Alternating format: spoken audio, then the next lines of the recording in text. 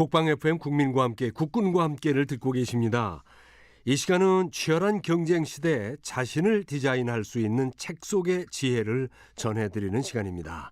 내 인생의 디자이너 나우 HRD의 이주연 소장을 연결합니다. 이주연 소장님 안녕하세요. 네, 안녕하세요. 예, 오늘은 어떤 얘기를 나눠볼까요? 네, 일상생활을 할 때 다른 사람과의 관계를 잘 유지하는 사람들을 보면요. 네. 사람의 마음을 움직이는 기술을 갖고 있는데요. 네. 내가 원하는 방향으로 상대방을 이끌 수만 있다면 좋겠다라는 생각 누구나 한 번쯤은 해보셨을 겁니다. 네. 그래서 오늘은 일본의 심리학자 나이토 요시히토의 말투 하나 바꿨을 뿐인데를 소개해 보도록 하겠습니다.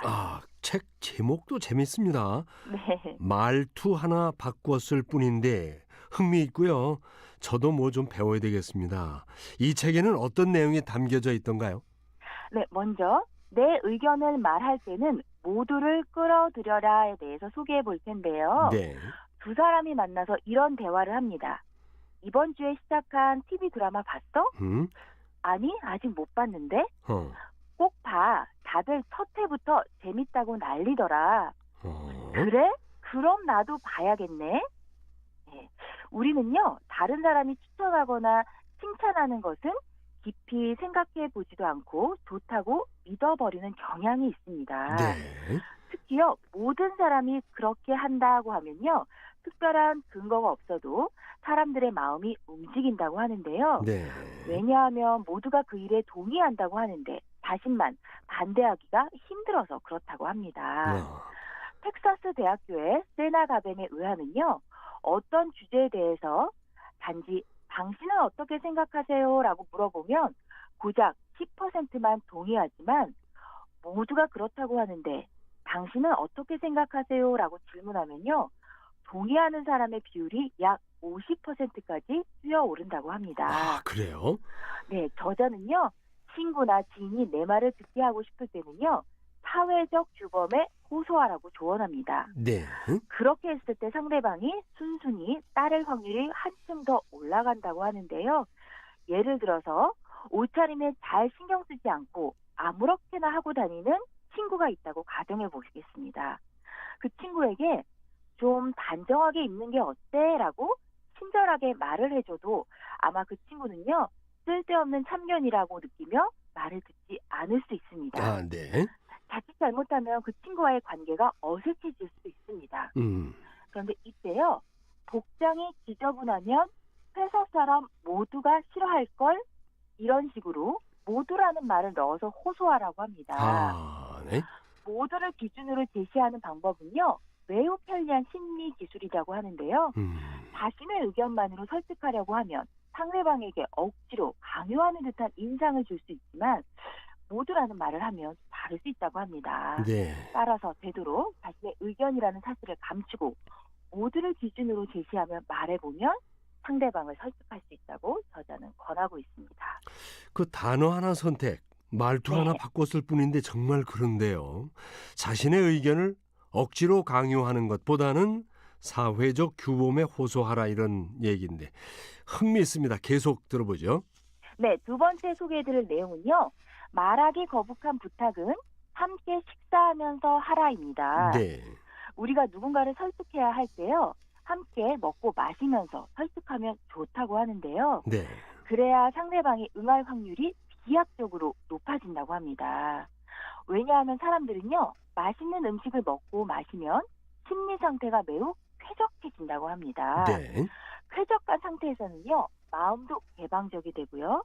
그래서 뭔가를 먹고 마시지 않을 때는 반응하지 않던 사람도요, 식사하면서 부탁하면 선뜻 좋다고 대답하는 경우가 꽤 많다고 합니다. 네. 그렇다고 이때 음식이나 음료가 그리 비싸지 않아도 된다고 하는데요. 과자나 주스, 샌드위치 등 가볍게 먹을 수 있는 음식으로 충분하다고 합니다. 네. 미국 예일대학교의 어빈 제니스라는 심리학자는요, 약간의 과자와 콜라를 대학생들에게 제공하며 설득했을 때와 제공하지 않고 설득했을 때 얼마나 차이가 나는지 조사했습니다. 네. 실험 결과 과자를 제공했을 때는요, 예컨대 25년 이내에 암 특효약을 치료약이 개발된다는 설문 문장을 읽고 나서 동의하는 학생의 비율이요 81%였다고 합니다. 네. 그런데 과자를 제공하지 않았을 때는요 61.9%에 불과했다고 합니다. 그렇습니까? 네, 과자를 제공하는 것만으로요 그렇다라고 말하는 사람의 비율이 20% 가까이 올라간 것이라고 합니다. 네. 저자는 친구에게 부탁할 것이 있다면요 점심이라도 함께 먹으면서 이야기할까라고 제안해보라고 합니다. 평소에요 나는 말주변이 없다. 나는 설명이 장황하고 애둘러 말한다. 라고 느끼는 사람이라면 네. 함께 식사하면서라는 작전이 훨씬 더 큰 효과를 볼 수 있다고 하는데요. 맛있게 음식을 먹고 있는 사람은요. 그다지 힘을 들여서 설득하지 않아도 아 좋아요 라고 대답할 확률이 높다고 하니 누군가에게 요청할 것이 있으신 분들은 한 번쯤 활용해 보시면 좋겠습니다. 그거 참 신기하군요. 혹시 네. 신세감에서 그런 건 아닌지 모르겠는데 네. 그 의미가 있겠어요. 밥을 함께 먹으면 그만큼 친밀감이 더해진다. 네. 그래서 상대방의 마음을 움직일 수 있다. 아, 그거 참 재밌습니다. 또 어떤 내용이 있습니까? 네, 세 번째 소개해드릴 내용은요. 상대방의 성격은 내가 규정한다입니다. 네. 누군가에게요. 넌 마음이 굉장히 넓구나. 당신은 누구에게나 친절하군요. 라고 라벨을 상대방에게 붙여주면요. 상대방도 마음이 넓어지고 불친절하게 행동하지 않는다고 합니다. 네. 사람은 보통 다른 사람이 라벨을 붙여주면 그 라벨대로 행동하려고 한다고 하는데요. 이것을 심리학에서는 라벨 효과라고 부릅니다. 노스웨스트 대학교의 리처드 밀러는요. 시카고에 있는 공립초등학교에서 재미있는 실험을 실시했습니다. 네.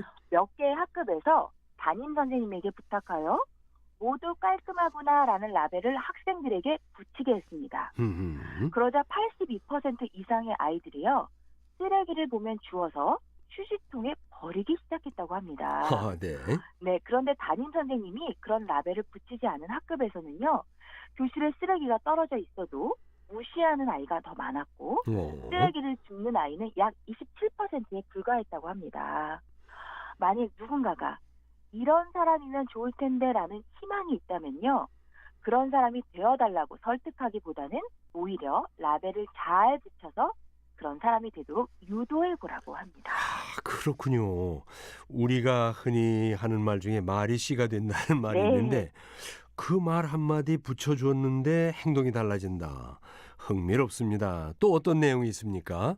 네, 마지막으로 소개해드릴 내용은요. 따뜻한 음료는 마음을 여는 마법의 효과가 있다입니다. 저자에 의하면요. 우리의 마음은 따뜻한 장소에 있으면 따뜻해지고 차가운 장소에 있으면 차가워진다고 합니다. 네. 즉 환경이나 상황에 영향을 받는다는 뜻인데요. 물리적으로 따뜻함은 심리적인 따뜻함을 만들어낸다고 합니다. 네. 그래서 뭔가를 부탁할 때는요. 상대방을 물리적으로 따뜻하게 만드는 것이 중요하다고 하는데요. 미국 콜로라도 대학교의 로렌스 윌리엄스는 인물평가 실험이라고 참가자들에게 속여서 어느 한 건물에 모이게 했습니다. 네. 참가자가 찾아오면 그곳에는 여성 교수가 기다리고 있었는데요. 손에 아이스 커피를 들고 있을 때도 있고 뜨거운 커피를 들고 있을 때도 있었습니다. 네. 그리고 실험은 4층에서 합니다라고 참가자를요. 엘리베이터로 데리고 가서 먼저 당신의 이름을 서류에 기입하고 싶으니 잠깐만 들어주시겠어요? 라며 자신이 들고 있는 커피를 참가자에게 질의합니다. 네. 참가자가 커피를 손에 들고 있는 시간은 기껏해야 수십 초에 불과한데요. 그러나 그 후에 A씨라는 가공의 인물의 성격을 판단하게 하자 사전에 뜨거운 커피를 든 사람은 아이스 커피를 든 사람에 비해 A씨를 매우 호의적으로 판단했습니다. 그래요? 네, 물리적으로 따뜻함을 느낀 사람은요.